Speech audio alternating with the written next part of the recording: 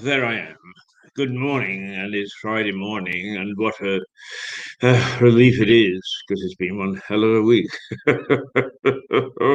Coronavirus and all the associated problems that it brings, not least of which is the mental health issues that are now beginning to take headline news, not only here, but around the world, that the strain for people being locked down is just more than many people are able to take, and that domestic violence is up, strange behaviour is up.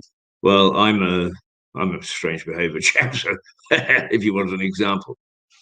But there are a couple of things about the coronavirus issue I think we need to bring to your attention, if you don't mind. And that is that, first of all, the coronavirus, let me have a look here, because I don't want to get the wrong thing. I'm likely to. Yes.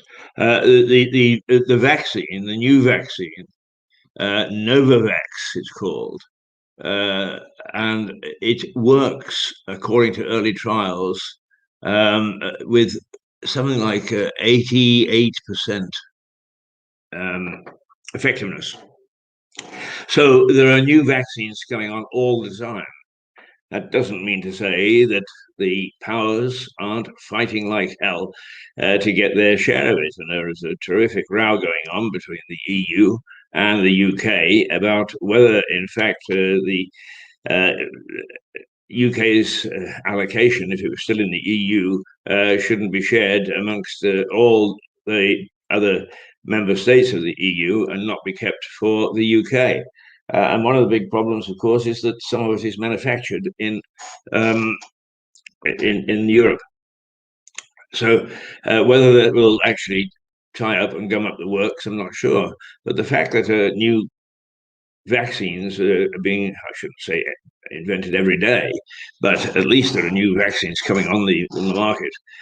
So hopefully the government's target of getting us all done by the end of the summer could be met.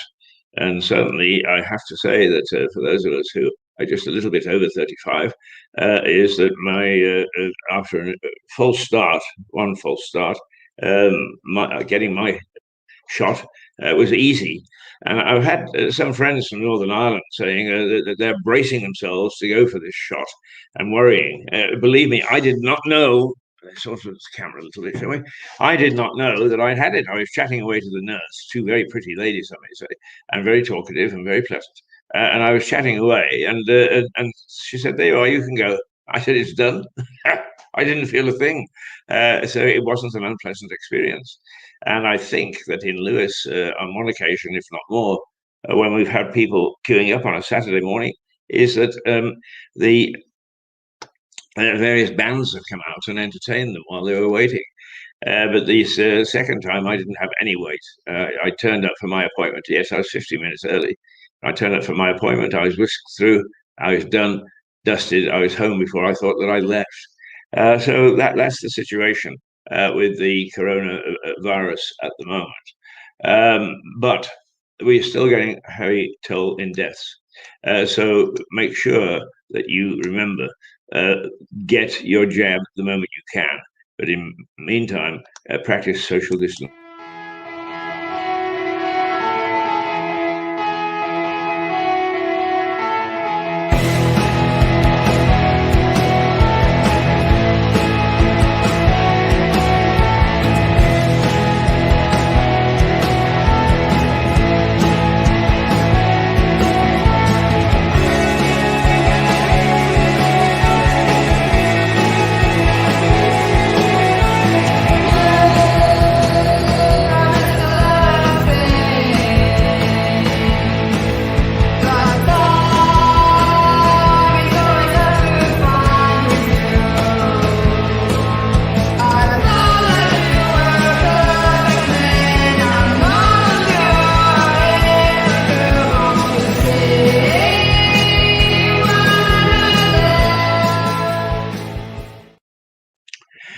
So there you are. Is the vaccine front, as like the rest of the thing to do with COVID, is a bit mixed. Uh, are we going to be stuck with delayed supplies on the continent? Will the new vaccine, which seems to be very effective, can we get that into production so that we can keep on with the way that we're going at the moment, which is pretty good. I have to say that for all the criticism that this government has undertaken, is that the vaccination program has worked beautifully, and lots of people, and lots and lots and lots of people, and lots more are getting the jab. And it is, if it's 83 or 84% effective, that's pretty damn good. You've got to be unlucky if you happen to catch it after you've had the jab. But it has had its effect. The lockdown, apart from mental health, it has had its effect. And one of the things that we haven't been doing, which we did in the first lockdown, people followed the rules more or less. The streets were empty, the buses were empty. It was eerie, but people didn't go out unless they had to. And when they did, they were cautious about one another. Well, that's starting to change. And first of all, more people are getting themselves into trouble because they're ignoring going and not socializing. And of course, there's some pretty big names that have done that, film stars and so on. They've and sports people, and they've got their fingers smacked. So they go to these parties and they socialize, and then they get their fingers smacked, and they say, "Oh, terribly sorry, we didn't really mean to do it." And then when somebody dies as a result, of course, there's no contrition, nothing to do with us, Gov. There you are. It doesn't matter. It doesn't matter what sort of sector or section you come from in our society. There are always people that will break the rules. And if you're one of them, so be it. If your conscience will allow you. But one of the things that we're not doing is we are not exercising during this lockdown as much as we did in the last one. We're not walking. We're not doing gym fits. We're not doing not step ups. The thing where you lie on the floor and you put your hands in onto the ground, and you start to wind yourself up and down with your nose touching the ground. There is a word for it, and of course, the moment I want this word, it has disappeared from my mind. But nonetheless, you know what I'm talking about. But we're not doing as much of that, or some people are not doing any.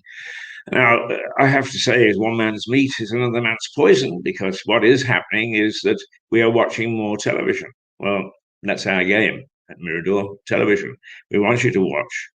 But I would say is try to be responsible about watching as much as you are about anything else. You can overindulge, and you can overindulge in television. And at this particular instance, it's walking that is being the sacrificial lamb, as it were. We are not walking.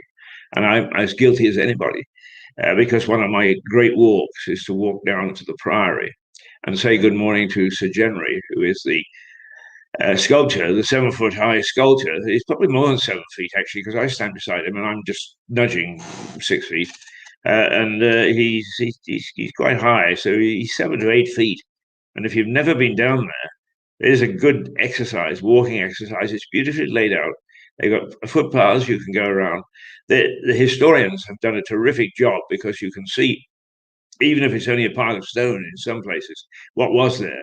The magnificent church, the magnificent chapel, the infirmary, the hospital, in other words.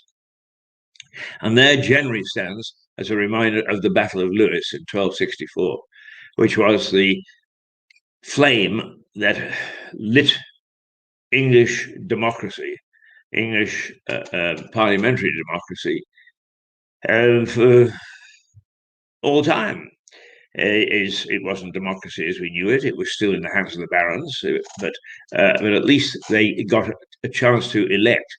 I think it was out of 24 barons who were the parliament, the government, and who were trying hard to keep Henry III's spending in check, particularly his spending, but also the fact that he obviously still believed in the divine right of kings, that he was empowered by God to rule, and therefore nobody could stop whatever he did. But the the Parliament was, I think, 24, 12 of whom were now to be elected after the Battle of Lewes. So there you are. We really got it underway, and to the state it is today. Well, I don't know. Let's look back. Perhaps that was a better system.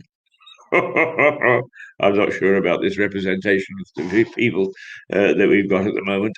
It seems to me that it's that the House of Commons, which Churchill kept after the war, when it was rebuilt after the war, and people wanted to make it to a very open chamber, he said, no, what we want the debating pit. We want it like a cockpit, where the heat of debate, and you can see your opponent face to face. You can look him in the eye and debate. And that's what we've got today. And actually, all in all, I suppose it works quite well. But not when you get a lot of odd people who now are MPs, and they decide to disrupt the flow. Anyway, we won't go on about that. The other thing that is it's becoming very, very expensive to do this.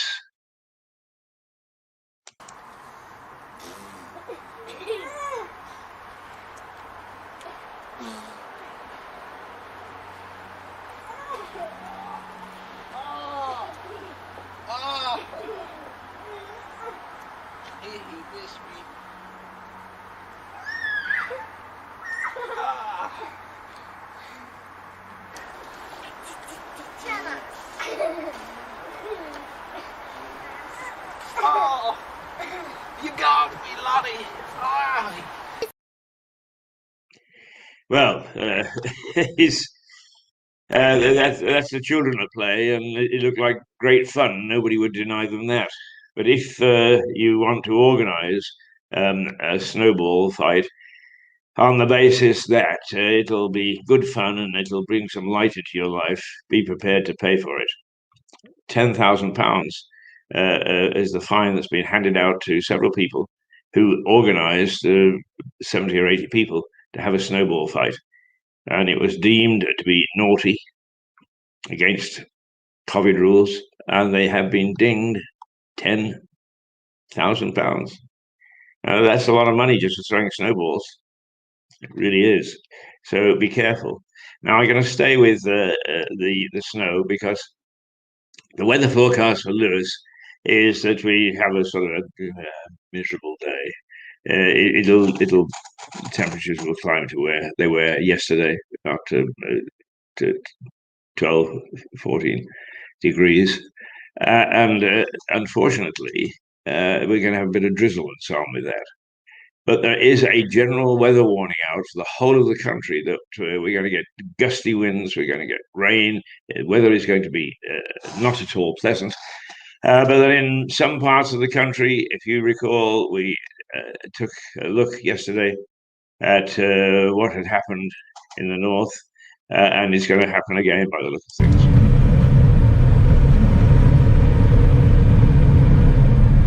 What they're doing? He's been stuck or what?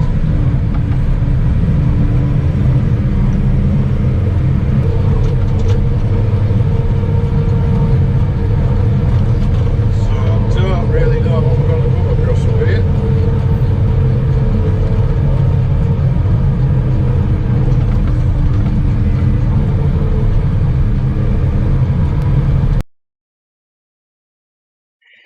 So that's what you can expect up there.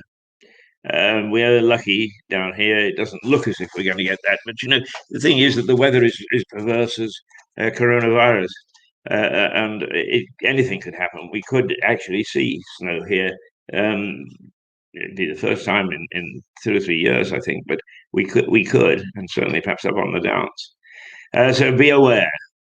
And the other devilish thing, of course, about snow and bad weather is black ice, the stuff you can't see. So when you're driving, just be a bit cautious in case. No reports so far of black ice on the roads, but black ice can't be seen. That's why it's called black ice, I guess. And as a consequence, you just have to make sure that you're driving and walking carefully while we have this weather warning. So just remember that people in the north, they may be getting it better, but worse than we are. But we have to be careful because ours can be the unseen enemy. Right, okay, I've rabbited on this morning. Oh, by the way, can I suggest to you that those of you who do like to watch Mirador television, the mainstream, on either our website or on your phone or on the streaming apps that we have, Amazon Fire, etc., etc., is that the two girls, Lou and Joe, who normally do our dance program, but are also pretty fair chefs, and they're starting off with their first program this morning, and it's they're very unique, I think. They're trying to determine which is the best crisp by taste and by value and so on. Worth checking in. And take a look at some of the other things that we've got going. There's an interview with Norman Baker for Leslie's People, because Leslie painted Norman on wood. He painted me as well. You can see it in the background, I think. But anyway, there's an interview, and very kindly, somebody from New York sent me a little note and said that was a very good interview, and it was interesting to listen to what Norman had been up to. So perhaps you might want to do that. And for those people who are new to the district, Norman was our MP for 3 sessions, I think, from 1997 through to about 2012. So he was there for a long time, and a good constituency MP he was. And I've had my ups and downs with him, and we've had our little niggles and fights, but we, generally speaking, remain friends. And when we are able to go to the pub, we meet about once every 2 or 3 weeks and have a pint and a chat. Will we be able to do that again soon? Well, yesterday it was May that we were going to see the pubs and restaurants open. Now, the reason that I say yesterday is because yesterday there was no spike in the virus. It's still on the increase. But Wales has had its lockdown extended for 3 weeks. And if it's going to hammer Wales that way, I think we better be prepared in case it hammers us that way, and that any easing of the lockdown is taken into consideration as being a promise rather than a reality, until such time as we actually know that we can walk out through our front doors and enjoy whatever is outside. So do watch out. Do keep safe, but let's all hope that we're able to enjoy walking, talking even, because it's very difficult to talk to some people. But going for a pint, oh, can't wait. There are some people who support us, and we're grateful.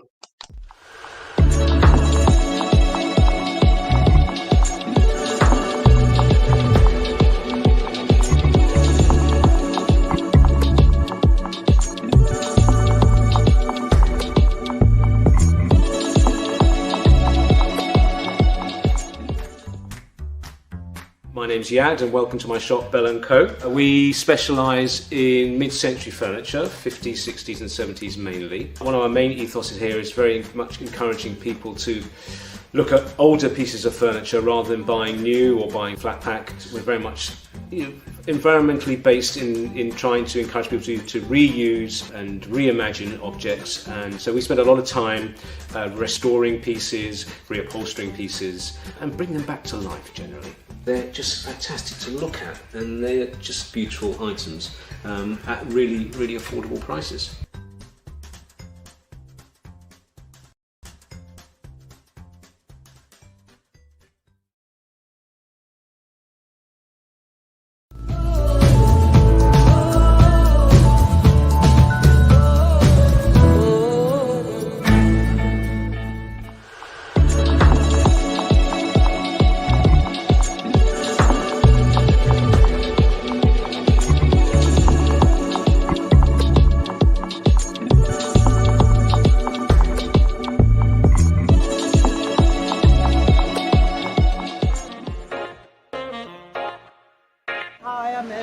Elisa from Catching Tales, and we've been open here for about 2.5 years.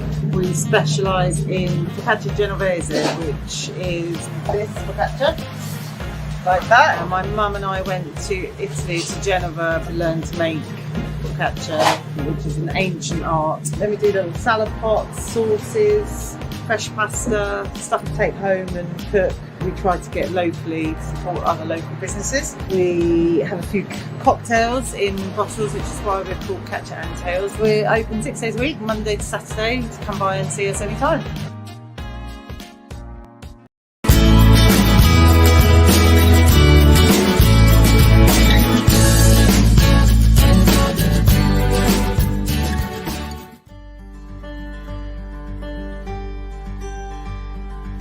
Roundabout has been going for 35 years. We're a dress agency, so what we do is we sell on behalf of people. The customer gets 50% of the price and we take 50%.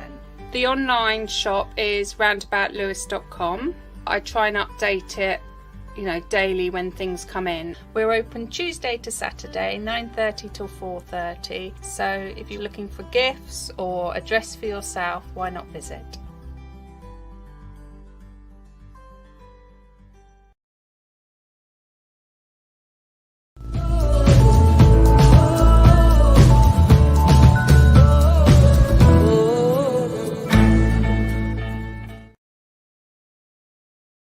Well, bringing Lewis to life, it's whether somebody can bring me to life this morning, I have no idea. I went to bed very early last night, and I'd planned to sort of do some work, and so I took my books and my pen and so on and so forth, and within 5 minutes, oops, I've got that little hiccup in the morning. I'm not sure why. But I took my pen and my notebook and so on within 5 minutes. My eyes went heavy and I dropped off. And I woke up at midnight and I thought, oh, well, I better do a bit of work. And I started to do some work and I dropped off. And then the same thing happened at 4 o'clock. And I started to do some work and I did do a bit. But I'm happy to say that I didn't drop off this time because I actually do have to get up at around 5 o'clock. And I hauled myself out of bed, and since I've been awake for a little while, it wasn't half as bad as coming in from drowsiness. Most of you don't watch television much before 7:30 in the morning. So what time now? 7:23. There's a lot of people suddenly going to swan in and watch us. There aren't that many who are getting up in the morning to, why should you get up? But who are looking at us. But the figures yesterday said there were about 40 of you. And that's good for a morning, for a local morning. 40 is very pleased to be talking to 40. But what we want is for you to talk with us, to express your fears, your demands, your rants. As long as you don't libel anybody, we'll actually let you rant.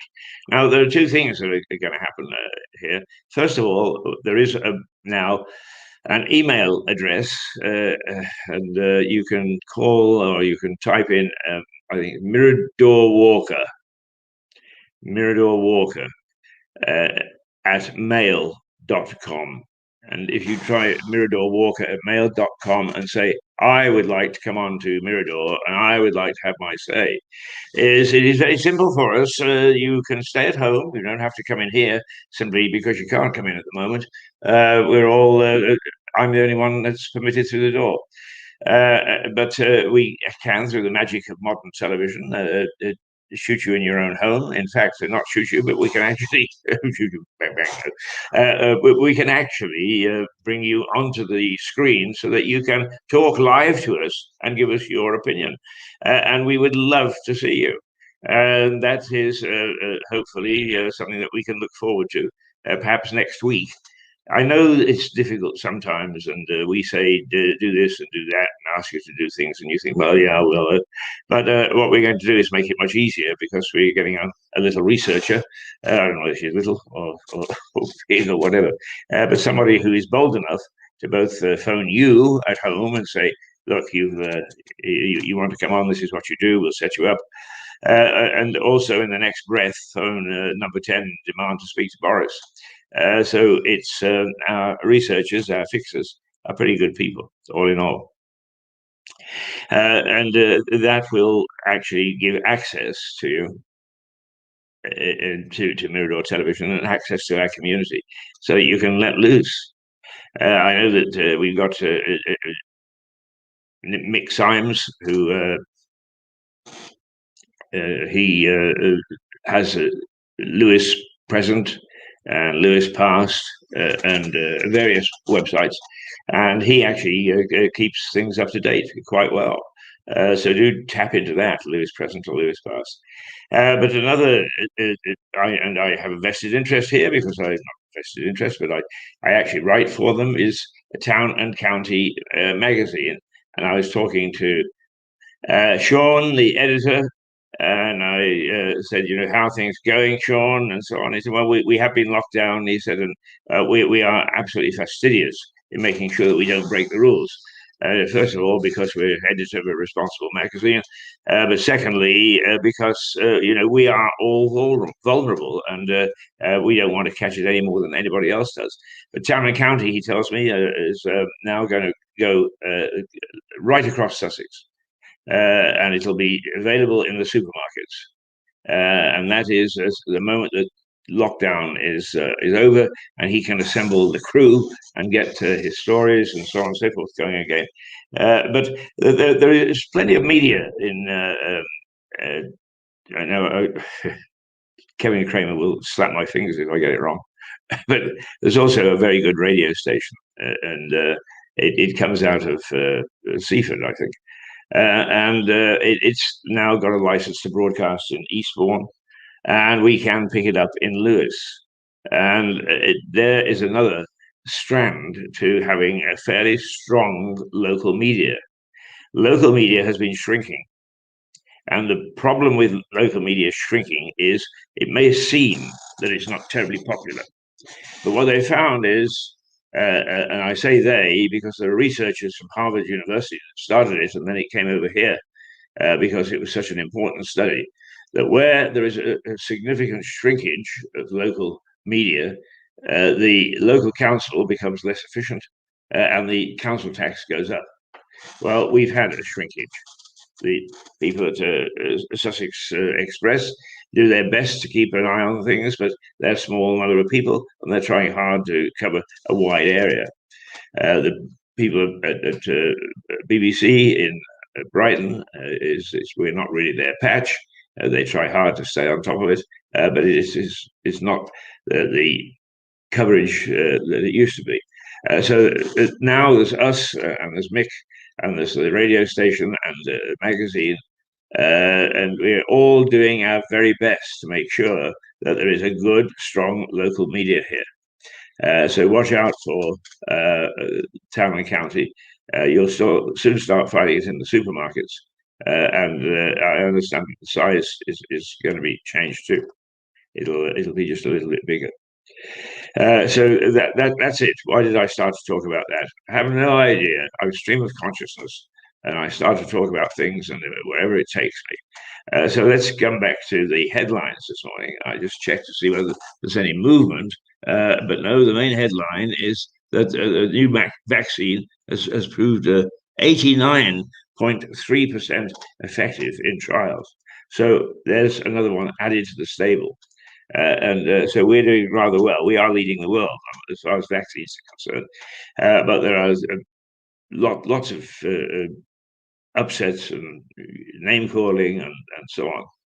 And there are victims of the lockdown too. And one happens to be our friend Boris, because he went north to Scotland yesterday. Now, there are many reasons given for why he went north, but the fact is that the Tories are taking a bit of a pacing up there in the opinion polls anyway. Nicola Sturgeon, the SNP leader, and therefore de facto Prime Minister of Scotland, I suppose, she is not at all happy with Boris. So she's actually accused him of breaking the law by going north and traveling without just cause. Now, Boris is a bit unhappy that the union is under threat and that sentiment is switching to Nicola.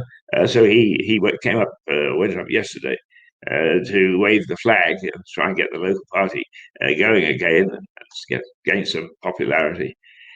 And generally speaking, tell people, listen, the coronavirus program is going ahead, the vaccines are available, you're going to get some, etc., etc. So a few Scots went on to social media, but demanded that because he'd travelled and broken rules, that he be prosecuted. The spokesman and even, I think, Nicola Sturgeon herself said, no, hang on, be a bit careful, because she wants to move around too. Be a bit careful. The man was doing his job. We may not like him up here. We may be fighting him to try and wrest away Scottish sovereignty from the British, but he was travelling, and that is quite legitimate for somebody to be doing so when it's on business. So there you are, lots of little murmurs, irritations, and lots of that. I'm sure comes from because everybody's getting really pissed off, to put it bluntly, about lockdown. It's not pleasant. It's not pleasant to look at the same four walls. It's not pleasant to have anybody to really either tease or josh with or laugh with or kiss or hug or whatever you like to do. It's not pleasant at all. And I think that we're bearing it rather well. But there are some people who are breaking it, and boy, are they suffering from it. It's just this sort of thing that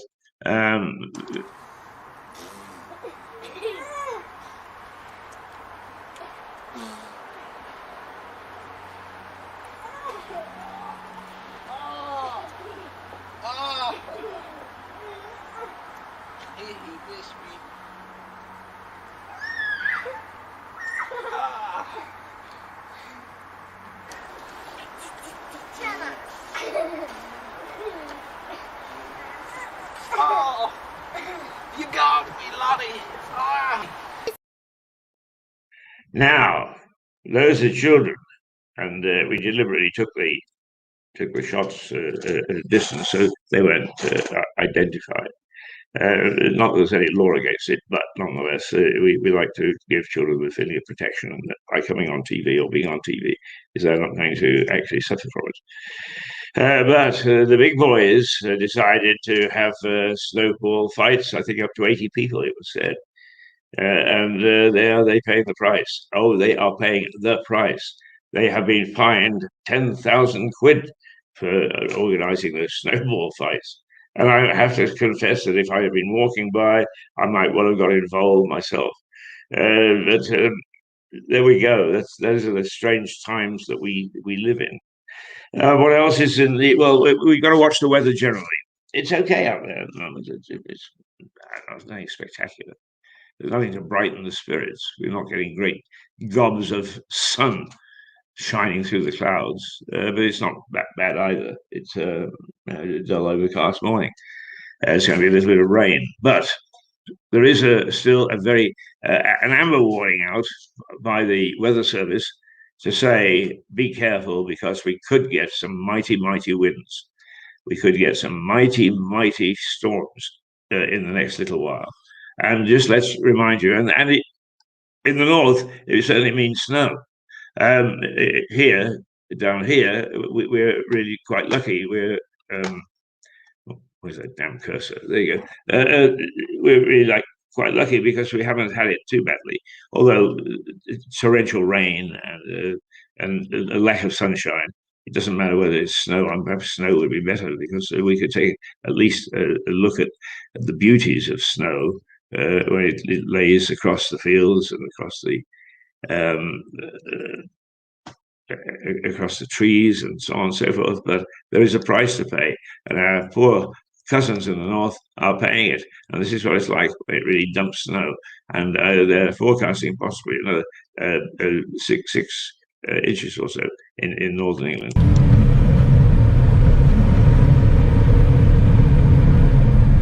What they're doing? If he's been stuck or what?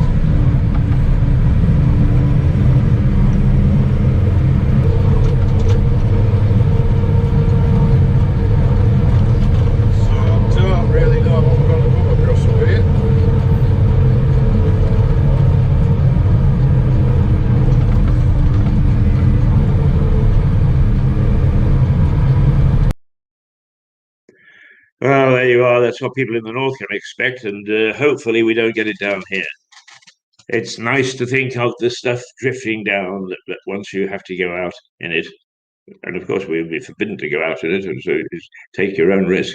But of course, snow can create problems that are more weighty, if you like, than the delight of seeing snow drifting down and settling on the trees.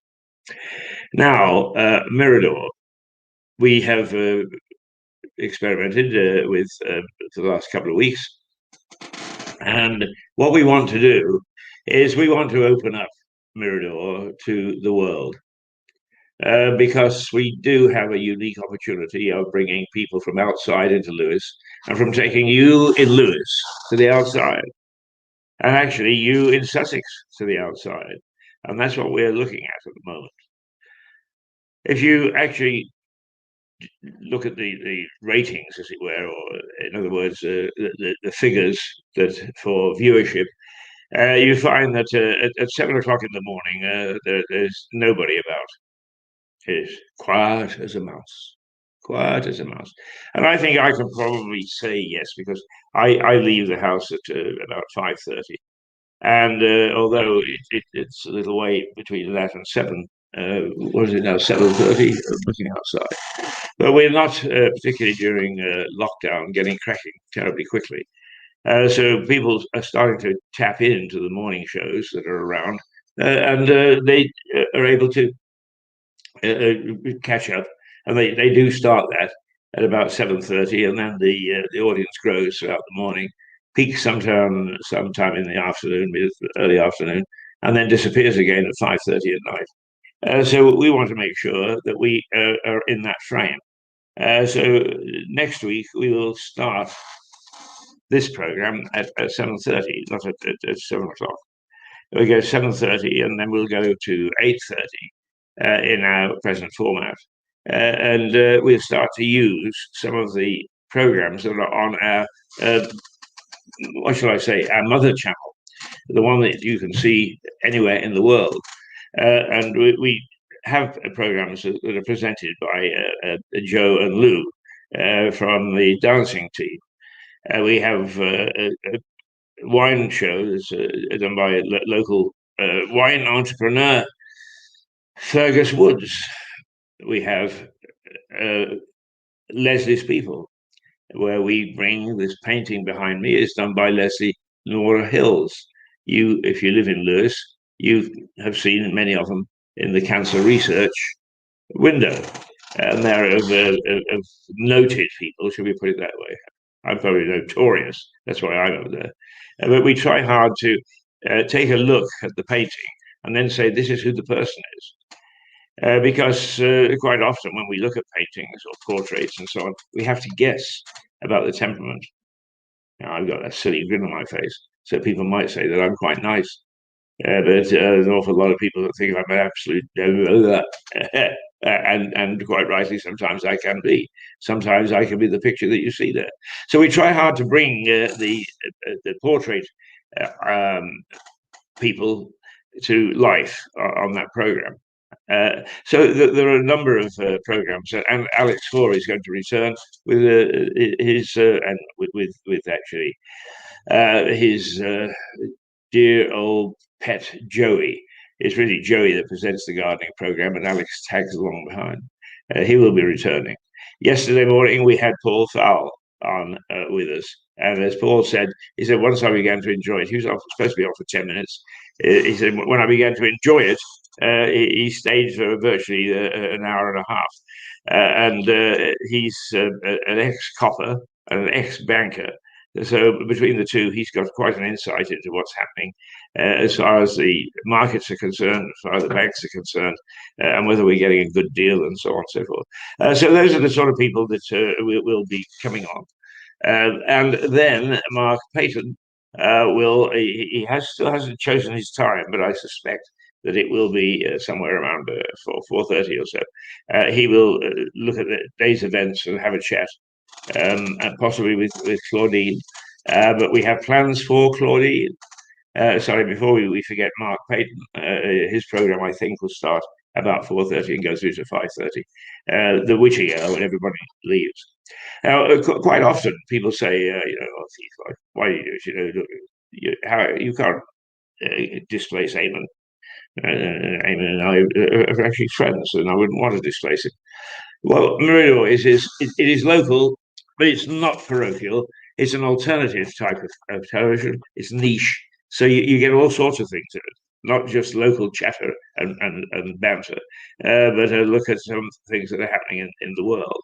Like we're going to have an influx of Hong Kong Chinese, by the look of it, because new visas are going to be given to those who stayed behind. And now that the democracy issue is beginning to disappear from Hong Kong, there are people with the right to come to this country, and that's been granted. So we will get an influx of people.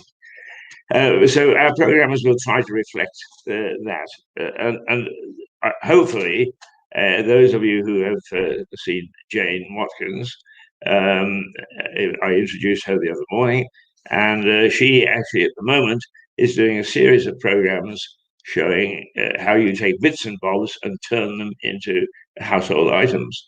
Now, I say show because she also is a bit of a giggler. As she says, she and her family laugh a lot. And we hope that about mid-morning, we are going to try and introduce in the not too distant future, and we hope that Jane will host it because she's ideal for the job, is to have something which reflects what during the war was known as workers' playtime. In other words, a chance for those people, once they get busy and so on, to be able to just pick up their phone and have a chat to Jane and get the whole thing involved. She'll have guests and so on and so forth. So we are working towards bringing you a more diverse set of programs, more live programs which come out of Lewis, and more interesting stuff as we go along. So next week it will be 7:30, not 7 o'clock. Do not adjust your sets. Most of you won't bother because you don't start to watch television until 7:30 anyway. And just going back, I was trying to say is we don't intend to try to emulate or compete with the local television that you can get out of London and on the established channels. But we do hope that we can bring a few things that nobody else would think about. Because after all, if you're a big station, why think little? But we are able to be a big station and think little. No, we're a little station that thinks little. Well, actually, we think big. But we'd like to feel that you join us, and we're trying hard to bring you programs when you want us to actually provide them, and not when we're telling you should listen. Righty. 7:44. Oh God, where does the time go? You certainly say not quickly enough, Keith.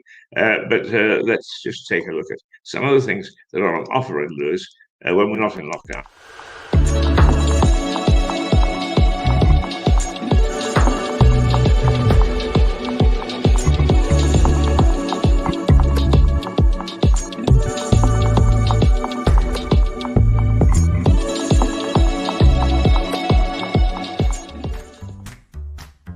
My name's Yad and welcome to my shop, Bell & Co. We specialise in mid-century furniture, 50s, 60s and 70s mainly. One of our main ethoses here is very much encouraging people to look at older pieces of furniture rather than buying new or buying flat pack. We're very much environmentally based in trying to encourage people to reuse and reimagine objects, and so we spend a lot of time restoring pieces, reupholstering pieces and bring them back to life generally.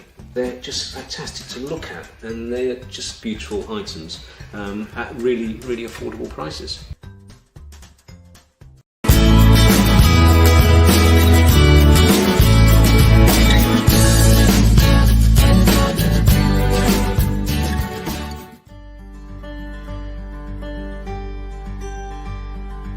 Roundabout has been going going for 35 years. We're a dress agency, so what we do is we sell on behalf of people. The customer gets 50% of the price and we take 50%.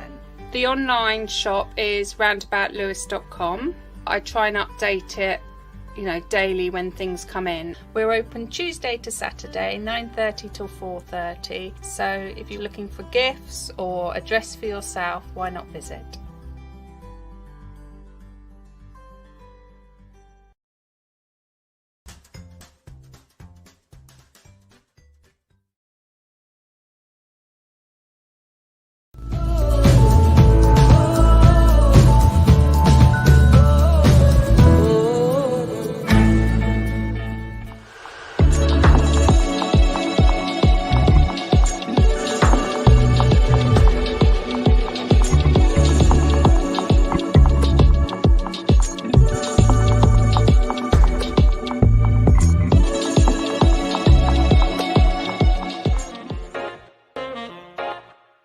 Hi, I'm Elisa from Capturing Tales, and we've been open here for about 2.5 years.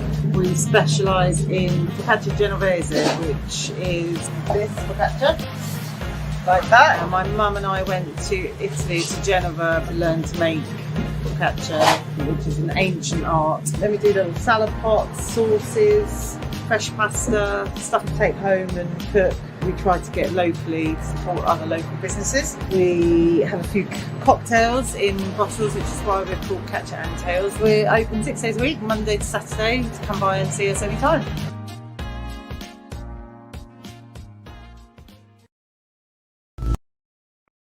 Now, just to remind you, what happened yesterday is that the government said they thought that they would be able to let shops loose in April, that we would be able to go back into the shops in April.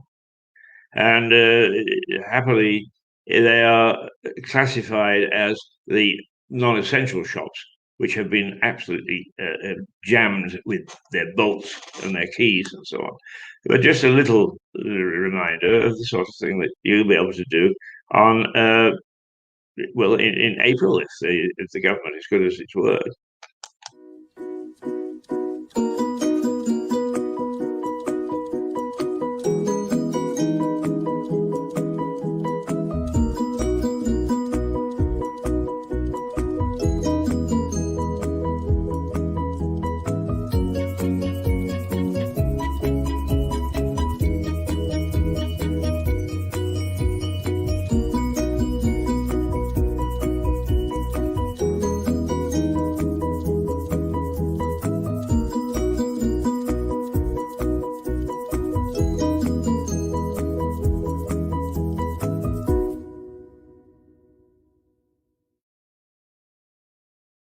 So there you are. That's what you can get back to. I'm not much of a shopper myself. I must say I get bored within 5 minutes, unless I'm let loose in Hamleys in London. If you haven't ever been to Hamleys, it's worth a treat. If you've got the kids with you, they'll love you for it. But if you haven't, and if you're a boy and a girl at heart, there's 5 full floors of every toy that you could possibly imagine. Every toy that you could possibly imagine. And it's, whenever I've got a moment or two to spare, the trouble is I say a moment or two. I'm in London, I go down there and I start, and before I know it, it's an hour and a half has passed because I'm so fascinated with everything that you can buy as toys now. Even though I'm a traditionalist, I go for the model railways and the model soldiers and the model cows and milkmaids and so on and so forth. I've got quite a collection. But those are shopping days which hopefully will return. And then in May, with any luck at all, the pubs and restaurants will open. And it's been a big subject of debate amongst my colleagues at Mirador and of friends is, will the pubs be the same as they were? Now, if you've got any thoughts on this, why don't you actually send us an email and come on and tell us what your thoughts are. Because the great benefit of the pub was that you could belly up to the bar and there'd be all sorts of people that you may half know, some you didn't even know, but you would start actually talking to them. And that's a terrific engineering feat to get people talking to one another. And then in the first, when they were allowed to open after the first lockdown, you had to go with people who were in your bubble, and then you had to sit and you had to have a meal. There was no fraternizing at the bar. And if you did see anybody you knew, you could shout across, "Hey, Joe." But that was the long and short of it. That's where we stand at the moment. It is 7:51. We've only got 9 minutes left before the witching hour. I'm keeping my eye open because Mark Payton should be joining us in a little while to tell us what the papers are taking a look at, and for a better analysis than I can give of what's happening on the world and the local stage. Oh, what shall we do now? What shall we do with the drunken sailor? Normally I would have somebody to chat to, and yesterday we had Paul Fowl, and he emailed me when he got home. He said, "Oh, Keith, I'm so sorry. I started to talk and I couldn't stop." And I said, "Perfectly all right, okay." What Mirador is all about is a casual, relaxed view of things, and we're not alone. There is a trend now not to develop the rather smooth clockwork type presentation of BBC and ITV, which is very slick. We could never match that anyway. But now a lot of the stations in North America are beginning to take a very, very casual look at things. And I have these things that pop up into my e-box and my Facebook box, I suppose it is. And it's one of these small stations who just popped onto the air, and you get an alert. And the other morning, I'm very pleased to tell you, because it just shows how relaxed they are over there at the moment. Is the lady sort of said to the camera, "Hang on, I'll be with you in a minute. I haven't finished putting on my makeup. So if I'm going to do a serious news later in the day, I've got to have my makeup on." And she proceeded to talk to the computer as if it was a friend who had just caught her putting her makeup on. So that's the sort of relaxed approach that we really would prefer to have.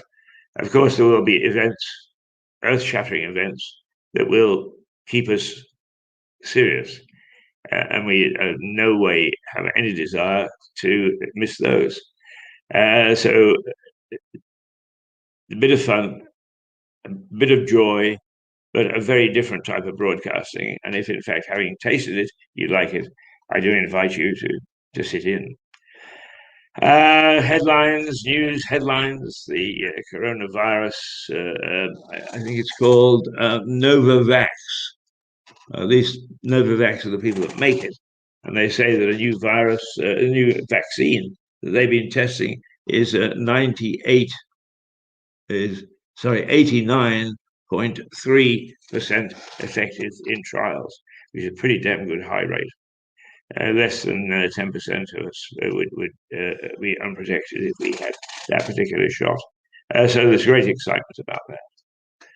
Snowballing, and people who organise a snowball fight, they got themselves into a right pickle because the coppers didn't like it one little bit. I think there were up to 80 people throwing snowballs, and so they've been fined £10,000.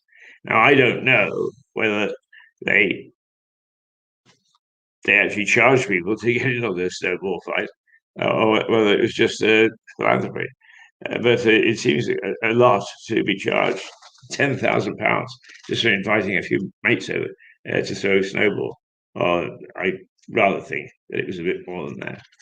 7:55. Mark hasn't appeared yet, but I'm sure he will. If I still got it. Oh, dreadful boy. I did away with it, but I had a lovely collage of pubs, which I used yesterday. But let's remind you pictorially that you still have to be careful, even though there's an easing in lockdown. And despite the fact that we're getting good viruses, people are still dying from COVID. And we can expect undoubtedly some sort of reaction today from the Welsh Assembly's decision, the Welsh Government's decision, to actually extend their lockdown by 3 weeks. So there are all sorts of things happening on the COVID front. What shall I show you? Because I'm quite keen to get Mark up as he normally comes, and I'm sure he'll be there in a minute or two. So I'm sort of filling in a little bit. Oh, I know. I've got a little clip here, and although we are using it to show the response to Keir Starmer's suggestion that we speed up the courts by skipping a few countries, this is a very good explanation of just what the Defence Counsel or Prosecutor Counsel does in court. It's worth a look. Prosecution in this case, and my learned friend, who I named, appears on behalf of the defence. I then outline the prosecution case, explaining each offence and the evidence the jury will hear in proving this. I will state that it is the prosecution's responsibility to prove beyond any reasonable doubt that the defendant is guilty of the offence that they are before the court for. I will introduce the first prosecution witness. I will then ask a series of questions with regards to the evidence they have given in a statement to the police. This is known as examination in chief. Upon completion of this, the defence may ask the witness a series of questions. This is known as cross-examination. Upon completion of the cross-examination, I may be given the opportunity to ask a further series of questions to the witness. This is known as re-examination. So there you are. If you've never been in court, it actually, they tried, but with the modern trimmings to make it not as austere as it was. But still, when you ever appear, it can be a disturbing experience because you're not used to the somberness of it, and realize that the full authority of the law, which in theory for some things could still send you to the gallows, is all contained in this one area. One little vignette, if you like, is when I was working in Vancouver, as my late wife, God bless her soul, borrowed my car, or just took the family car actually, but we call it his, hers, etc. And she went off to have a little drink with a couple of pals. And at midnight, I got a call: the car's been stolen. The car's been stolen. Well, the next day, I was on police duty as a journalist, so in I went, and one of the little stories that I did was about my car being nicked. Sure enough, it was found within days, and an RCMP sergeant turned up. Mark's on his way. I can see the little bleeps going. And I lived in North Vancouver, which was different to Vancouver proper, but the thefts had taken place in Vancouver proper, so that was where the trial would take place. So an RCMP sergeant, turned up at the front door and issued me with a subpoena to appear in court as a witness. Well, I went. They'd found the car burned out. They caught the guy that they thought was responsible, but he decided to offer a defense. So I went over as a witness, and I walked in, and because I was a journalist working the courts, I recognized the magistrate. They call him a judge there.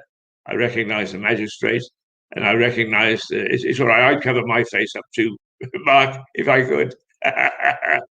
And I recognized the defense counsel, and I recognized the prosecuting counsel, and I recognized the cop who had done the nick.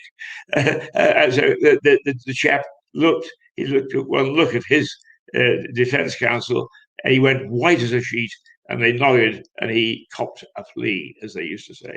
He pleaded guilty to stealing my car.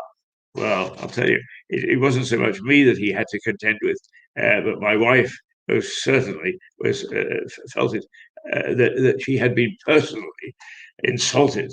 This chap was lucky to be sent away for a couple of months out of her clutches.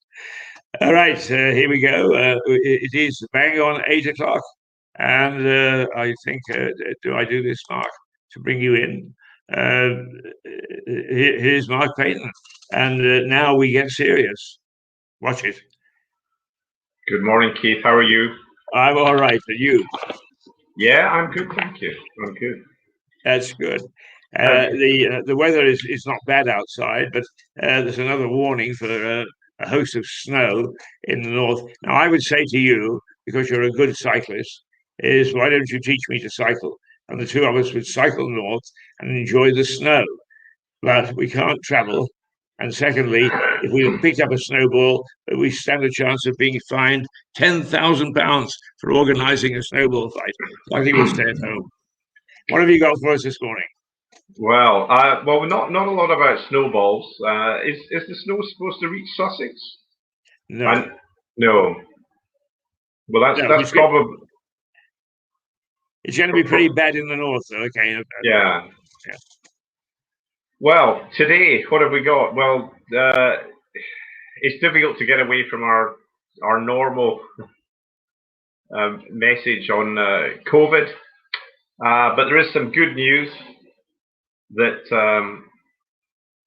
there are 60 million more jabs going to be coming in on stream via a fourth vaccine that's had some great results in trials. So that really is fantastic news. And it looks very promising against the Kent strain and also against the South Africa strain. That might help us a bit because the other thing that I'm sure it's been very difficult to miss is that, well, actually the sun is following the same story with the union vaccination. I guess the reason he's talking about they have led with the union is because Boris has been in Scotland trying to drum up support for the union. Apart from that, somebody stole Pamela Anderson's man and then married him even. The Times, interesting one about a union paid a firm owned by the leader's boss £95 million for a £7 million project. Quite an imbalance there, and apparently it's a company owned by a friend of Len McCluskey, who we know is one of the leading, I think the leader of Unite, if my memory serves me correctly. Although the unions we haven't seen a lot of recently. The Prime Minister insists that the Oxford jab does work on the over 65s. Were you vaccinated with the Oxford jab or the Pfizer jab, Keith? I have no idea. It was the very first one out to being given, so I assumed that it was the Pfizer. Wasn't Pfizer the first? Yeah. Yeah, Pfizer was first. It does seem that the amount of data done for the over 65s, the sample wasn't as big. And I think maybe they're going with the flow that it works for all the other ages. I don't know. It's something that the Germans investigated, and they seem to think maybe they wouldn't give it to the over 65s. I don't think that's going to help them very much on rolling it out, because as we'll probably see from some of these other headlines, here we go in the Guardian, the EU is going to block millions of COVID vaccination doses from entering the UK. It does appear that the contract that Pfizer made with the EU was that they were making best efforts to supply the vaccine to the EU, whereas the contract with the UK, which was done 3 months earlier, it was a case of, yes, we will supply this amount, but in this time. So I don't know if the contracts are actually out in the open yet, but that seems to be the way the story is going. I mean, the fact that the EU does seem to have made a bit of a mess of it in being tardy in placing their orders. And one analogy I read of yesterday suggested that the creating a vaccine is a bit like building something, like building, let's say, an office block. So if you can remember the last time a building came in on time, on budget or under budget, it just doesn't happen. And I thought, well, if that analogy is correct, then it sort of puts into perspective that this is not a particularly easy thing. And the firm that is appears to be the bottleneck with Pfizer is a Belgian-owned firm that is, no, wait a minute, it's Belgian-based, but it's owned by the French. I think it's that way round. It's either Belgian-French or French-Belgian. I think it's owned by the French, but based in Belgium. And it's not actually Pfizer itself, it is another company. So who ultimately, you know, it reminds me of the, it was the disaster, was it BP where all the oil exploded in the Gulf of Mexico? Yeah. But I think it was Halliburton who were the company who were running everything. I don't remember, but certainly, yeah. Yeah, and it's like, you know, Pfizer's getting all the blame, but actually it's further down the supply chain. And it seems to be quite often cited that, you know, the nationality of Pfizer, because it's not, maybe they're not as European as people want to be, although I think the guy who runs Pfizer is French but has Australian national passport. As one does. So he's as one does. So the EU blocking the vaccine doses is a war we probably don't really want to have in reality.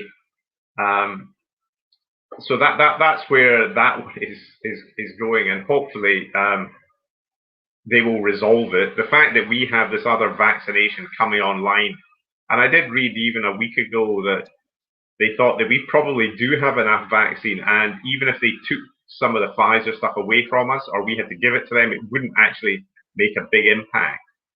But you can see from what the FT is saying that there is a jabs shortfall, and well, I mean that is very scary. Yeah, how many vaccines are on the market now? I don't have. I'll have to find you a graph of that in an advert, Keith. But I do know that. I mean, here we go. It says here that Paris and Lisbon have paused inoculations. I mean, that is quite a headline and quite a story for French, German, Belgian, Portugal. Well, Portugal is doing particularly badly at the moment, running out of oxygen, I think, and having soaring cases. It's a bad thing to be placed at the door of the politicians. That, you know, we don't even have the vaccine. If that was happening here, it would. I don't know if it would it bring the government down? It wouldn't. It would not help its cause at all, would it? I mean, it's pretty scary. It wouldn't, but you know, since I'm known for my rants, this morning I got a bit down thinking about how particularly small business has been handled by the government. So I did a little blog on my personal blog, and I really said one of the things that is a bother nowadays is that we don't have a high standard of politics. And you know, there's been a lot of criticism of the people that Boris had in his cabinet to begin with. Now, one or two of them have started to show their mettle. I must say that one or two of them have come through. But an awful lot of people that seem to pop up on television, make a statement and go away, and you never hear of them again. And that wasn't the case 20, 30 years ago. So the fact that the politicians right across Europe, and I suspect in other parts of the world, I mean, I think it was you that said yesterday the Australians have been particularly good about their reaction. But I bet you that there are one or two deaf politicians down there too. And just before the last election, Boris actually made a speech in which he said, our present system of governance is not fit for purpose, and that it is time we actually looked at it from head to shoulders. So not only look at Westminster, but right down to the parish councils about how we reform it. Well, any politician that I've bumped into is the moment you say reform, is they shudder. When they're in opposition, they're all for it. They love the word. But when they actually take power, they take a look at what they wanted to reform and they say, oh, no, thanks. I don't want to relinquish this sort of power. Anyway, I had my little rant, and thank you for giving me the opportunity. On you go. No, well, I mean, just leading on from that, what wasn't it was it Boris, or there was a recent conservative politician who talked about cutting down the size of the House of Lords, and then they pump even more people in it. I mean, it is. I can't remember how many members it has, but it is ludicrous. It's a ludicrous gravy train unless you happen to be on the train. Absolutely. It's a question of power and wealth, I think. I mean, not to poke too hard at the local council, but because they've been. Well, it's been a year now since the election, but all the opposition parties, when the Conservatives were in power, lambasted the cabinet system. It's got to go. It's iniquitous and so on, which, in my view, it is.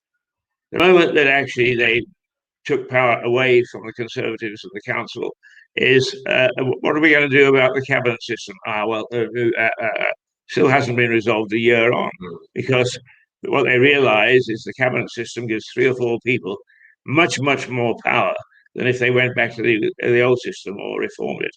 So all those things, if they drive that locally, believe me, they're driving it nationally and internationally. Yeah. Well, carrying on from that, we can move to, dare I say this tongue in cheek, one of my favourite people, Nicola Sturgeon. I don't know. She's actually, I think, a very good politician in terms of pursuing her case of independence for Scotland. If anything is wrong, it's never her fault. It's always England's fault. It's always Boris's or Westminster's fault. And even when it's very obviously not Boris's fault or Westminster, like, they control, the government is not sitting there doing absolutely nothing. They are in charge of some stuff, which she seems to manage to forget sometimes. But she said that Boris shouldn't have come to Scotland, and apparently some Scotnat has suggested or reported him to the police. I mean, it's a good distraction in a way for her, because she is also embroiled in this big fight with the previous leader, Alex Salmond, over his court case and how he was treated by her. I'm quite sure that he would love to see her upended and gone. Yeah. I doubt very much if that'll happen. Is Alex Salmond wanting to get back into politics? I don't know. Well, there's no place to go really for him with her at the top of the SNP, and I wouldn't have thought that he would have wanted some minor role. There would have to be a new leader of the SNP before he was truly involved in it. I mean, he does his journalism and RT and various other things, and he's busy probably getting his case together to fight her. But one of the things that she's doing, and I must admit, it makes me very uncomfortable, is that she has threatened to release some figures in terms of the vaccines that were given to her in confidence. And by releasing these figures, she will potentially help the EU in their battle against us for reclaiming vaccine. I mean, it doesn't matter if we've got too much, but and that appears possibly to be the case. Yeah. But it isn't good that if and I don't think this is the first time she's done this. Or I can't recollect what the previous case is, so maybe she hasn't. But the fact that she's breaking these things, the fact that, and if you could lump Wales in it and Northern Ireland, is that we don't appear to be able to move as one in terms of what our lockdowns are and all the rest of it. But I suppose you could say that we're just as bad as the EU for doing that, because they haven't exactly gone in line. I mean, Germany has ordered extra vaccines on the side. Another country has ordered vaccines on the side. Is it Hungary, I think, that, or one of the Eastern European members of the EU, they've taken the Sputnik jab. So it's all over the place, and it's pretty much each for their own, as probably is only natural. And here's the Telegraph leading with the fact that Sturgeon is accused of siding with the EU on jabs. And we have, obviously our jab figures are going well, although the figure done yesterday wasn't as brilliant, or maybe it was the day before we slipped down.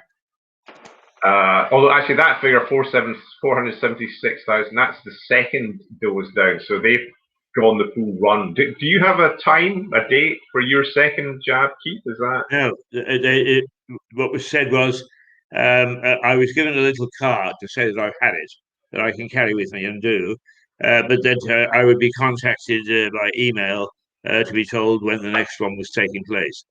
I mean, I was led to believe it'd be about 12 weeks, so I haven't really worried too much about it. But no, I was not told. Yeah, sure.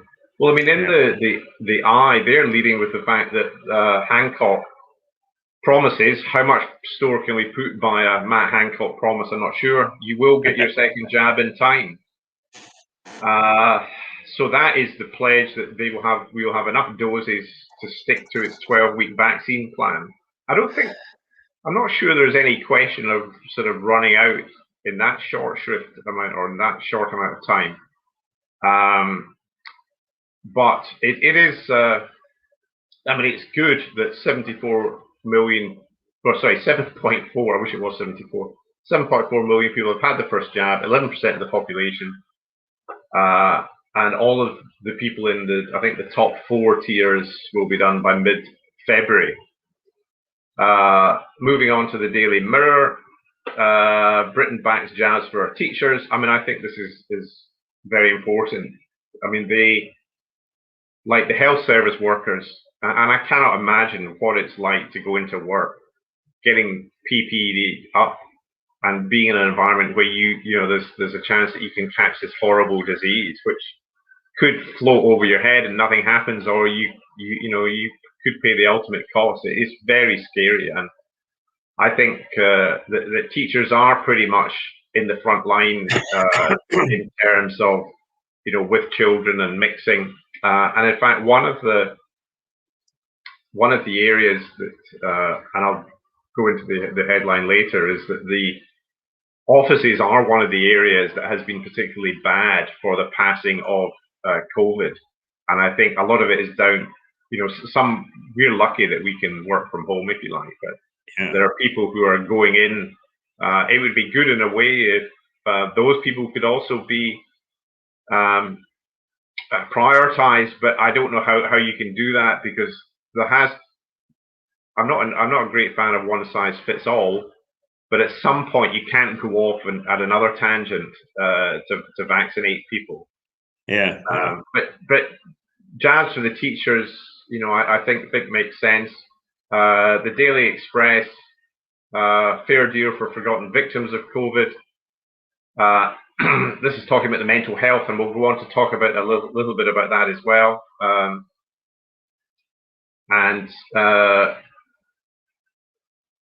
There's an article, actually, I hadn't looked at the Daily Star is reading with the fact that experts say chimps can speak, but just can't be bothered.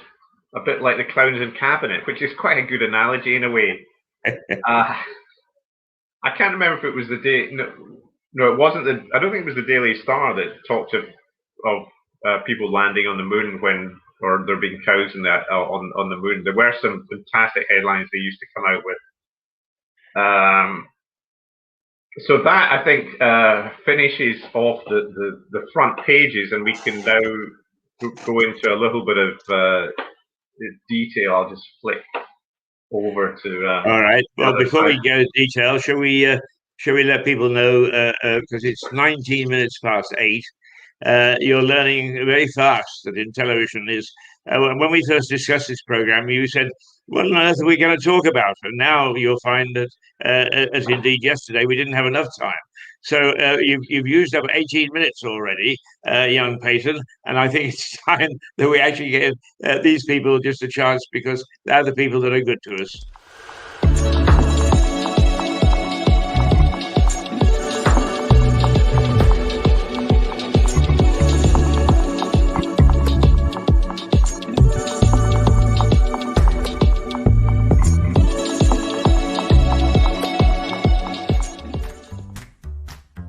My name's Yad, and welcome to my shop, Bell & Co. We specialise in mid-century furniture, 50s, 60s and 70s mainly. One of our main ethoses here is very much encouraging people to look at older pieces of furniture rather than buying new or buying flat pack. We're very much environmentally based in trying to encourage people to reuse and reimagine objects. And so we spend a lot of time restoring pieces, reupholstering pieces, and bring them back to life generally. They're just fantastic to look at, and they're just beautiful items at really, really affordable prices.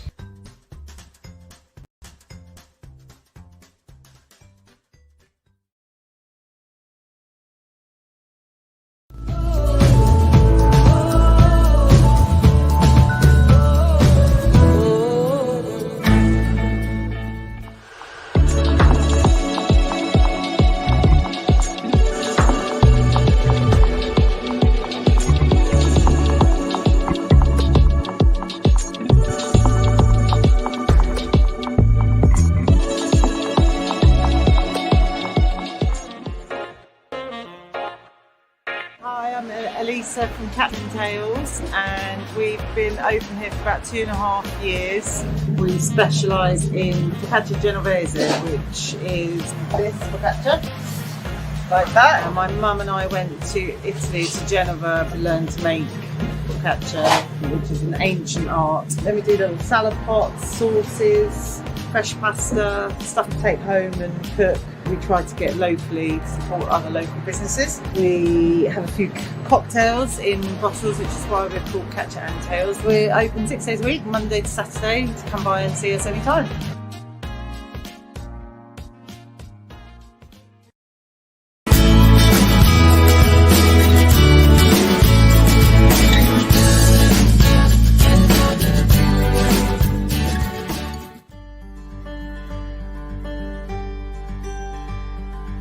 Roundabout has been going for 35 years. We're a dress agency, so what we do is we sell on behalf of people. The customer gets 50% of the price and we take 50%. The online shop is roundaboutlewis.com. I try and update it, daily when things come in. We're open Tuesday to Saturday, 9:30 till 4:30. So if you're looking for gifts or a dress for yourself, why not visit?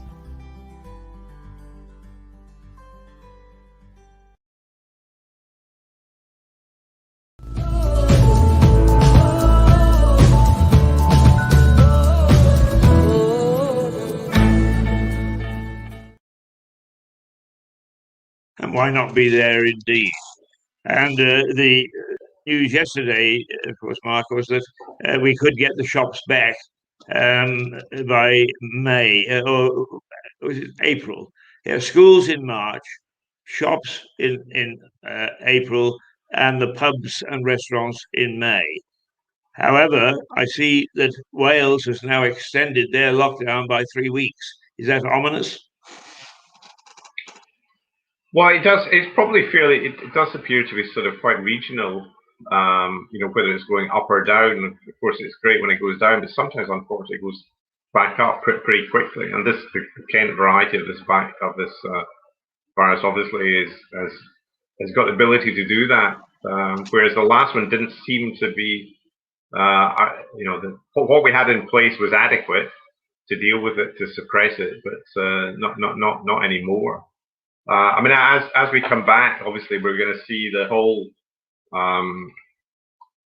is going to go up, but hopefully we'll be at high enough numbers of vaccination that it doesn't cause such a problem. Here's the article the BBC is running about COVID shows outbreaks in England's offices in lockdown. It does make me wonder if some businesses are. The whole ventilation thing is pretty massive, and I wonder if they're putting in sufficient ventilation to take the air away. Because again, these people are going in and essentially risking their lives when the bosses aren't doing the right thing. I have heard of some industries where they're continuing. It's very obvious they're not taking enough precautions. Here's one in a firm called outsourcing firm called Woven, and 30 people are on his floor. The hot desk, share toilets, and the windows are always closed. Is that not, blimey? Yeah.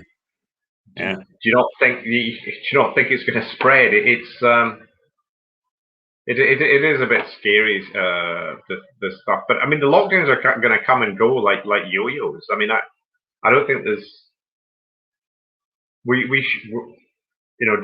we can't give up hope that we're going to get clear of it, and we will get clear of it. But it's going to take a bit longer, maybe than I was going to say maybe than it should. But the toll that is being paid by people is pretty horrific. I mean, there's a story in the Sun about an actor who appeared on the Luther crime TV show with Idris Elba, and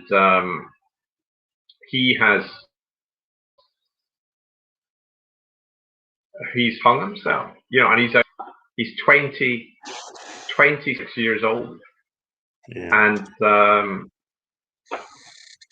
look, Wesley, he messaged his ex-girlfriend threatening to take his own life before he was found dead. I mean, I would have thought maybe there are some extra things in there happening, but he's been out of work, and obviously has just fallen into a horrific place in terms of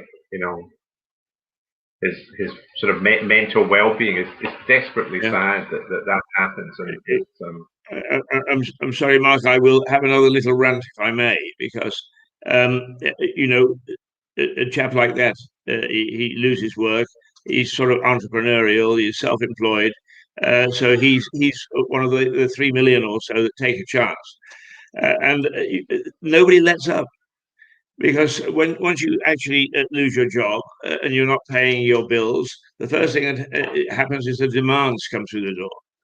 Now, I would have thought that the banks and the credit card companies and the phone companies and so on, these people who are aggressive in getting their money back, should be asked to try to look in a PR sense at the fact that we are, on the one hand, saying, well, there are a lot of people that are mentally ill, and what we'll do is we'll spend all this money on putting together a program.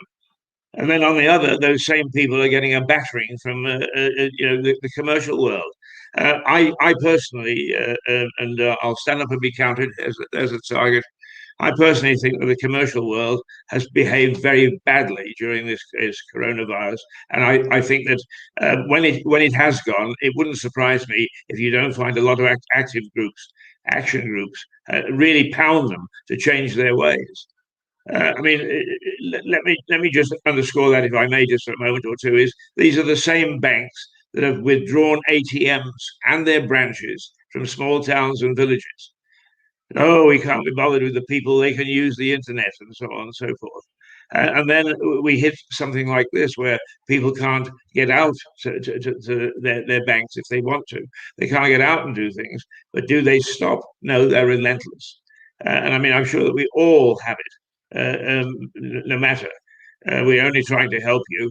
You were late in a payment, £12. Ding. Well, to somebody out of work, that's a lot of money, £12. For an old age pensioner, £12 is a lot of money. And do the banks apologize or stop their practices? No. They have a PR campaign that says, we are aware. What we've done is we've made sure that we've got little signs on the bank floor so that you're 2 meters away. Thank you very much indeed. That's wonderful. That really made me feel good. Anyway, rant finished. You can carry on now. No, I fully get that. I think there. I was watching a program last night on Amazon Prime about President Trump. This one was full of psychiatrists and psychologists, and it was very interesting. And it was going through his trait of, if you say something 3 times, then you drive it home, and it sort of becomes the truth, which is a trademark of what he does. But it was also referring to the sort of his popularity, which I think over here we sort of struggle to sort of understand. But it's you have this polarization between the haves and the have-nots, and that has probably got greater. The have-nots saw the banks getting bailed out willy-nilly, having they had been at the casino, they lost all their chips, but we all had to stump up to give them the chips back. I know that's a very simplistic way to look at it, but it's certainly a belief that's followed by a lot of people. And what he's done is to appeal to that there's many more of these people who would like to do well, but the circumstances have not allowed them. And yes, you can work very hard, but we can't all become Bezos of Amazon or Steve Jobs and sort of multi-billionaires, etc. Although we can do very well. And if you work hard, hopefully that will happen. But there's a lot of hard people who work very hard in restaurants, doing very menial manual jobs, and their way out of this is difficult, and it's been made worse. And these are the people. This polarization has helped the likes of Trump. I mean, he doesn't believe in the people. We know that through his sort of tendencies. But one of the things that was said by I think his name is Scaramucci, who appeals quite often. He only worked for Trump for 10 days, but he was quite a successful banker and various things along the way. And he said, although you look at Trump and you think he is a horrible person and you don't like him, he will still get the votes up until one point, and that one point comes in is if you realize he doesn't like you. And the one of the examples he gave is Nixon. I mean, Richard Nixon was never a likable character, but because he appealed in that way, he got elected. But if you come across as being haughty and horrible and all the rest of it, then you won't get there. Although Trump obviously crossed a lot of those lines, but it was a very interesting program. Talking about our friend Donald, and one of the amusing ones at the end is that he plays a lot of golf, and he cheats at golf. And golf is one of those sports you really are not meant to cheat at, and not that you're meant to cheat anyway. And apparently one of the ways he used to do it is that he would, when he hit the green, he would come, and obviously you can pick up your ball, you can clean it, you can put a marker down. And what he used to do is he used to put the marker at the end of his putter. So as he was leaning down to pick up his ball, he would put his putter with his other hand a little bit further on and push his marker like another 3 feet forward. And apparently also when he played with Tiger Woods, he hooked a ball into the water or sliced it off somewhere. And he said to his caddy or the guy he was playing with, maybe he was in a 4-ball, he said, "Oh, they never saw that, so put another one down." And he's playing with Tiger Woods. It's just too amazing. But there's my rant. Yeah, well, it shows the true nature of the man. And going back to the banks, is the thing that bothers me is that they act with that superior air. As you pointed out, we all helped bail them out. And I was defrauded of £1,500. I woke up on a Saturday night and here there's money leaving my account like crazy. And I called the fraud squad or the fraud department, and the chap said, "Nothing much I can do, check in on Monday morning." So I checked in on Monday morning, and they said, "Well, we'll replace it. Yes, we'll replace it." And then they came back and said, "No, we're not, because you legitimately spent this money." And I said, "I was lying in bed and I only noticed." And eventually some lady said, "Well, we certainly can't do anything more for you. We have to, if you understand, look after the bank's money." And I really wanted to say, "The bank's money? That's my money." And you're using this superior tone that it was all my fault and it's your systems. And actually, we had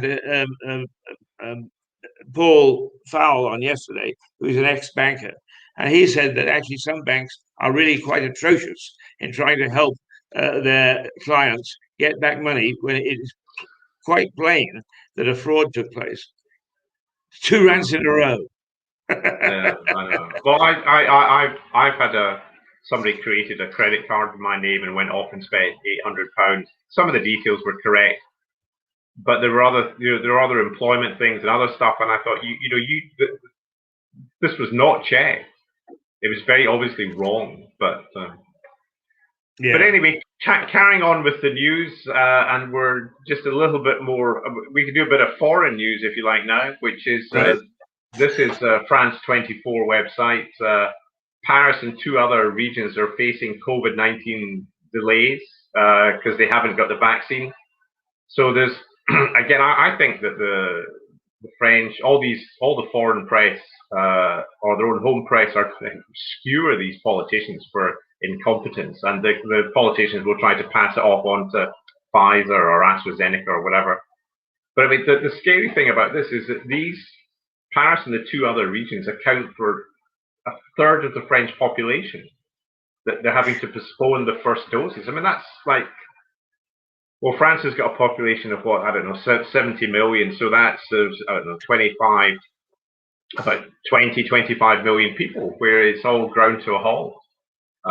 Portugal, their rollout is not happening. Germany's rollout is not happening.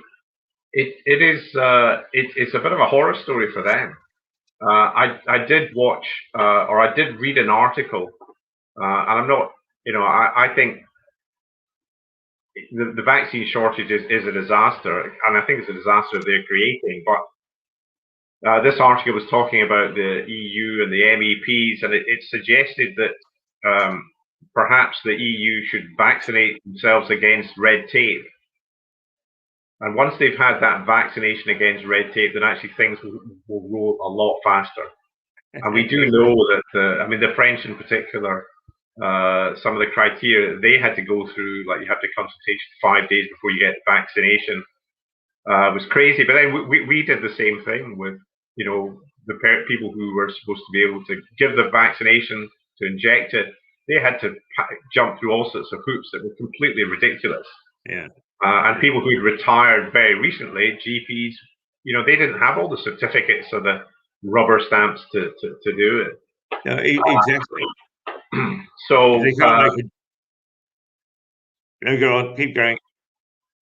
So the next, we're trying to get away from COVID, which is quite difficult, and this is sort of half away from COVID, not the full way away. But this is a story in the Daily Mail. It's a bit like the actually they talked. There was a story a while ago of the last train out of Saigon, which I thought was a bit bizarre, because all the stories are about it's the helicopters that were taking off from the top of the US Embassy in Saigon. But anyway, we've got the last plane out of Dubai. The number of, and I don't know whether these people probably haven't done themselves any harm, because there's no such thing as bad publicity, but it was a little bit tiring to see all these models, influencers, and all the rest of it, who basically had set up station, for want of a better word, in Dubai, with the sunshine, with the alcohol, and they were having an exceptionally good time. Unfortunately, my computer is not refreshing the screen quite fast enough, which is a bit annoying. But anyway, they're all having to get out of Saigon, Dubai. Oh, here we go. So you can walk beautifully in the water, like Love Island star Georgia Steele or Molly May, who is the one on the right. Their hardship at the moment doesn't seem to be that great. They're going to have to get on a plane now for 6 or 7 hours, I guess, back from Dubai. I suppose it's helping Dubai as a holiday resort greatly. So that I guess the UAE as a group of, I was going to call it a group of nations, because it's sort of like that. They probably don't mind too much the fact that they've had all these people out there having a jolly good time. Have you ever been out to Dubai, Keith? Yes, I have. Actually, I couldn't live there, I don't think. I stayed in a hotel. Well, actually, it was a very interesting reason I was there is because professional soccer holds a sort of a jamboree every year called SoccerX. and they were holding it in Dubai, and I went out to cover it, and I stayed in a very nice hotel. But basically, the hotel was almost a village. I mean, you had 20 restaurants in it, and a place to sit and listen to music and so on and so forth. And I said I would like to go into the real town, and I made a mistake. I said to the driver, downtown. Oh, yes, he said. Oh, He dumped me at a department store called Downtown. But eventually I found the little old town of Dubai. And one of the exciting things was you got onto a sort of a big rowing boat, a dhow, and pay the equivalent of a farthing to go across the creek. And there was a very small town. I mean, very small town. So I was quite disappointed, really, because sand and sangria is not my thing. no. So you didn't get out your swimmers, your speedos to splash around in the water. I put my hand out like this and expected somebody to put a drink in it. But actually, when you talk about people paying to get away from things and so on, it is always said, and it's a true statement, I think, is that whenever there is a problem in a country, the rich get out, and then the criminals get out. And so you get these two funny allies for a little while they escape their country. And Vancouver, when I first went there, had a very small Chinese community, very compact. And I was talking to a police inspector, and he said, I had a file on the Chinese community that had got one charge in it. There was only one charge. And then the revolution took place, the Red Revolution in China, and all sorts of people came over. And they got the criminals and they got the rich. And suddenly he said, I got a room full of files on crimes and so on.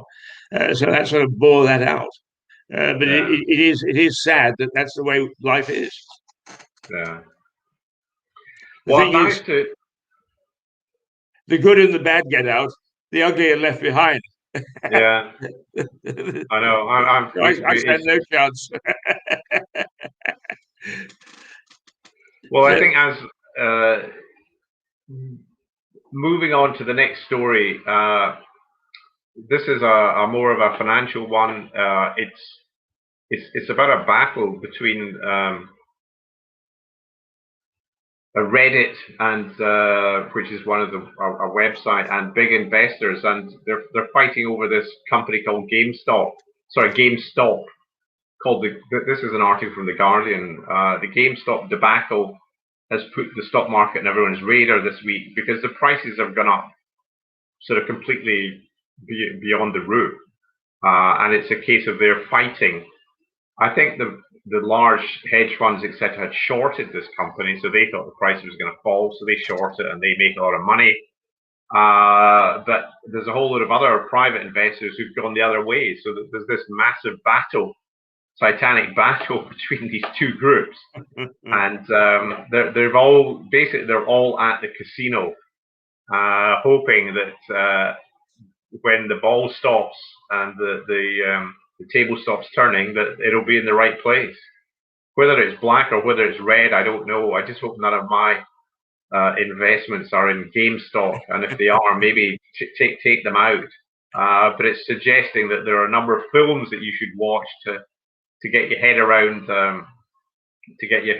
it, including The Wolf of Wall Street, Yes. Trading Places. There's some good films in there, actually. Yeah. So that is quite an interesting one to see how it actually pans out. The other, again, moving away from our friend COVID, we've got a documentary that apparently I think it has been shown, but the Queen didn't or doesn't like it. So she's asked. She didn't want it to be shown again, but actually, it's been leaked onto YouTube. So, surprise, surprise! The first thing a lot of people are going to do, maybe you included, Keith, are going to have a look at it. Apparently, it was a behind-the-scenes documentary done in 1969. It was broadcast, and then it was requested it never be broadcast again. Although 1969 is like 30, that's 50 years ago. Yeah. And I think the royal family, I mean, I don't know if you've watched any of The Crown, but I know The Crown is not a factual program. But I mean, we can all see how the royal family do not want to give away a lot. They prefer not to get involved. But maybe maybe she might not come across too badly in it, and maybe they'll come across very well. Nothing could have been worse, probably, than Prince Andrew, given his explanation as to why he was not involved in any of the shenanigans with Epstein or Ghislaine. Ghislaine. What was her second name? Max. She's one of, yeah. Was it Rupert? She's Rupert Murdoch's daughter. Is that right? Is that right? No, wasn't she Eccleston's? No. I mean, it was one of the big power. You may be right. Maybe Rupert's daughter. That doesn't ring true with me in the back of my mind, though. Anyway, but one of the things that you just said is Maxwell. Maxwell. Yeah. That's it. Okay, Rupert, forgive us. And Bernie, forgive us. And Bernie. One of the things you said, actually, that I probably would be like a lot of other people and go and take a look at it. If it actually came across my screen, I'd probably look at it, but I don't go looking for these things. And what strikes me is you're talking about 1969 and 1970 thereabouts. It seems to me that was the time that the Mandy Rice Davis affair was going on. Do you remember that the Minister for Defence was having an affair with basically a high-priced hooker? But when the testimony was given, it was suggested that members of the royal family were at some parties where they shouldn't be, and it could be that this documentary reflects part of that era, and that the Queen doesn't want that raked up. And I must say that if I was the Queen, I wouldn't want it either. Yeah, I mean, apparently in one exchange, she refers to the American ambassador as a gorilla, which is not particularly flattering. But you know, it's 50 years ago. So I personally, I think I might try and find it and to have a look at it. It's worthwhile. Yeah. I mean, having watched most of The Crown, I think it would be quite interesting to see the real McCoy, if you like. Moving on from the royal family to sport, we've got the story from the Times today saying that there's a ban on travelling fans for the Euro 2020 group matches, but home fans will be able to go there. I don't know whether you've watched any football matches at all, Keith, but I mean, I've watched a few. And it is interesting that when they put on this background noise, it's actually quite authentic, and you feel as if it's there. Yeah. I mean, I prefer to have the little bit of noise than no noise, and I know that the Six Nations is starting fairly shortly. I'll probably keep the background chatter on for that. But I mean, it's great. Does it not start tomorrow? I'm not sure if it's tomorrow. No, I think it's in February. So I think it may be the following week. In a week's time. Sure. Yeah. In a week's time, yeah. So yeah, UEFA have. I'll practically say here is considering the drastic move of refunding all the tickets already sold and starting again. There was a meeting on Wednesday of the tournament organised from the 12 host nations, which include England, Scotland, Ireland, and many are pushing to keep to prevent international travel, which is does seem sort of quite sensible, really. So I mean, it's great. if that game is, or those games rather, are going to go ahead. I mean, whether there'll be problems with them or not, I don't know. But a lot of big sporting occasions have run. I mean, Formula One managed to travel around. They didn't go everywhere, but they managed seemingly to contain it. The Tour de France, which is a massive ensemble of people, I would imagine greater than Formula One, although I may be wrong on that. I mean, they managed to travel around. They did okay at the Giro, which is the Italian version of the Tour de France. They seemed to get away with it, although they did. I think they had one or two COVID casualties, shall we say? But moving on to the next one, we did actually touch on this a little bit earlier, but this is from Sky, and this is talking about Alex Salmond and going into some detail about what this bun fight is about. And apparently there's some WhatsApp group called the Vietnam group, and there are a lot of messages that have been exchanged that probably do not show the opposition to Alex Salmond in a particularly good light, and they're asking for them to be published. So it'll be quite interesting to see what actually comes out of that, and whether it can run, or whether Nicola Sturgeon can put the cap on it and to stop it. Well, that'd be a good book. For somebody who deals in gossip as a weapon. I know. I know. Right, Mark. It's 8:52. We're within 8 minutes of finishing the show. I think, if you don't mind, we'll just take. Have you got other stuff to come up?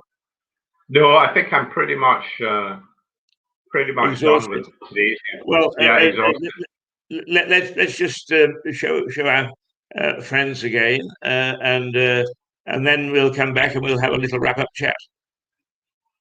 Okay.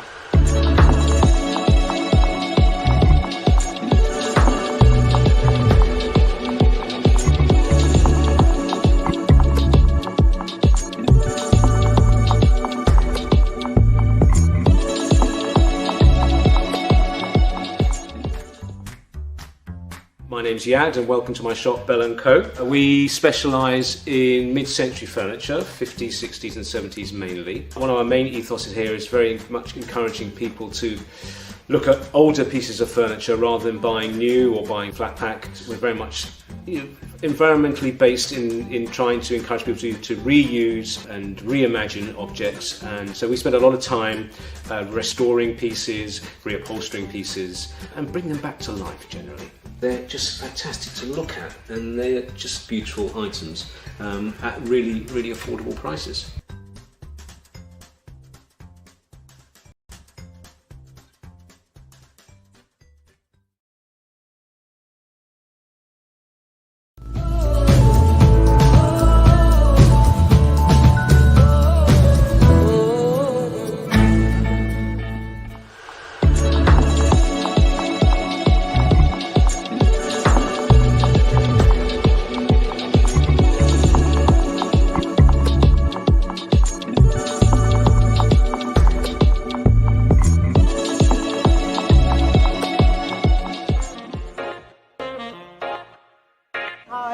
Elisa from and we've been open here for about 2.5 years. We specialise in focaccia genovese, which is this focaccia, like that. And my mum and I went to Italy, to Genova, to learn to make focaccia, which is an ancient art. Then we do little salad pots, sauces, fresh pasta, stuff to take home and cook. We try to get locally to support other local businesses. We have a few cocktails in bottles, which is why we're called Catcher and Tails. We're open 6 days a week, Monday to Saturday, to come by and see us anytime.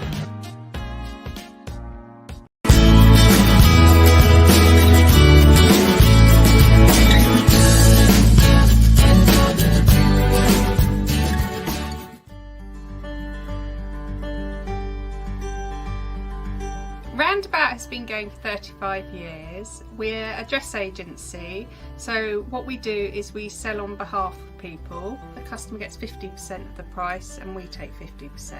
The online shop is roundaboutlewis.com. I try and update it, daily when things come in. We're open Tuesday to Saturday, 9:30 till 4:30. So if you're looking for gifts or a dress for yourself, why not visit?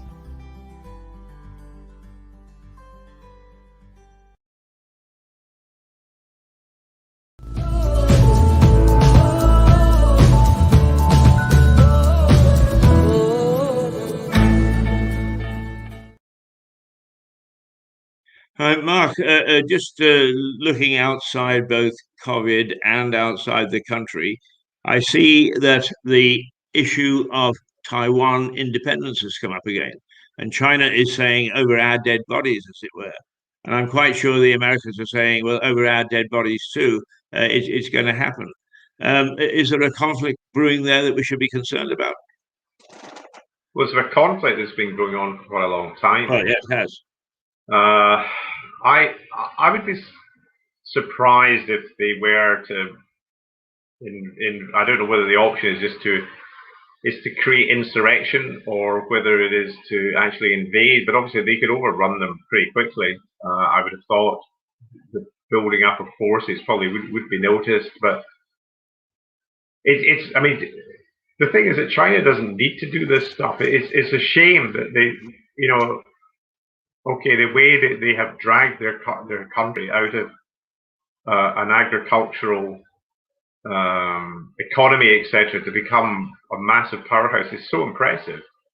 Why they have to control absolutely everything, I'm not sure, but obviously it's probably stamped into their psyche that they must do this.